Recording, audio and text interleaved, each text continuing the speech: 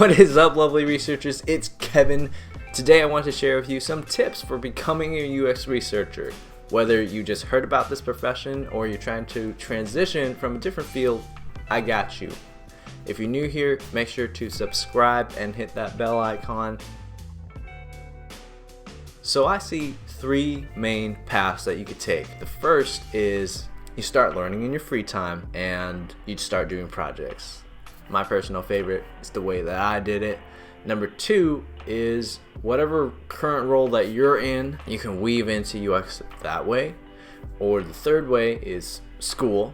So you could do a graduate degree or one of those boot camps. And no matter which path you take, my tips will apply to everyone. Tip number one, gain a base level of research knowledge. If you come from a research background, that's awesome because that's going to serve you well and be a good transition into UX research. Now, if you don't have a research background, that's okay too because you're going to familiarize yourself with the research process. And in fact, coming from a different field will give you a breadth of knowledge, a different domain expertise that will help you in UX. The first thing you can do is go to Google Scholar and read some peer-reviewed articles. If you already have a research background, you might not need to do this because you probably read a lot of these darn papers. But if you don't have a research background, I highly suggest that you go on there, type in the topic that you're interested in, and read a few papers. Why? Because I want you to get familiar with how they conduct research. What questions did they ask? What methods did they use to answer those questions? How did they come to the results? And what did those results mean? Now, you might not understand everything because the results section is full of numbers, p-values, chi-squared, blah, blah, blah. It doesn't matter. I want you to really pay attention to what methods they choose, how many participants they choose, how they design their research, whether it's within subjects or between subjects, and I'll explain those in different videos. If you read any of these papers, you'll recognize a similar format that they all use. It's the introduction, the hypothesis, the methods, results, discussion, and the conclusion. And what is that? The scientific method, right? If you ever learned that in school, you'll recognize it. Just so you know, in the real UX industry world, no one presents research like this. The second thing you could do is take online courses and subscribe to this channel. I make videos on different UX research methods and just different topics on being a UX researcher. So be sure to check them out. So, online courses. You take some from Coursera or Udemy, Udacity, whatever. Courses like Introduction to HCI, Questionnaire design, or social surveys, gamification, learn how to do some basic statistics on YouTube. Also, you can check out some UX blogs. A lot of useful information. That's how I got started. The problem with reading the blogs is that there's so many blogs out there that I don't know which ones I need to know. I don't know which ones I need to know now versus which ones I need to know later on in my career. Nonetheless, useful to know. The second big tip that I have for you is to start doing. Go out there, jump in, do some projects. Do it! Just do it! The biggest problem I had when I first started getting into UX research was I just read books, I read articles, I read blogs, I took online courses. I was just consuming knowledge, but I never showcased what I knew. And people don't care what you learned. People care if you can solve problems, all right? So they want to see your process. Showcase how you do research. Create simple tests. Conduct them with your friends. My suggestion is to start off doing some usability tests and semi-structured interviews because those are fairly simple to plan out and they'll give you a good feel for how research is done. Another thing you can do is do some practice design exercises. Sign up for some email lists. I'll link one down below. It's a weekly design exercise. So they just post up a problem. You go off and try and do those. What else can you start doing? Network. Personally, when I first started, I hated it because I was awkward and introverted. But trust me, this is really important to do because you're out there, you're trying to learn what it's like to be a UX researcher and how to get there. So attend talks, check out your local meetup groups, shadow people, take them out to lunch or coffee, learn about their everyday lives. Maybe they can get you through the door. You know the saying, it's not what you know, it's who you know.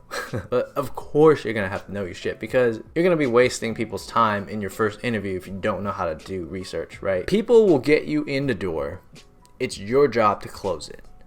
The third main tip I have for you is to expand your knowledge, your craft, and your influence. The difference between a good researcher and a great researcher is the ability to understand business goals and the ability to influence. Once you've learned the basics of how to conduct research, go outside of research. Learn about business strategies, design, programming, economics, leadership. The important part to know here is that when you're a UX researcher, you're going to be speaking with a lot of different stakeholders, designers, engineers, managers. So you have to speak their language. You have to understand where they're coming from in order for you to do your best work. Speak the same language. I don't want you going into a meeting with your stakeholders saying, users had cognitive dissonance, or I did a one-way analysis of variance and I found the p-value to be blah blah blah.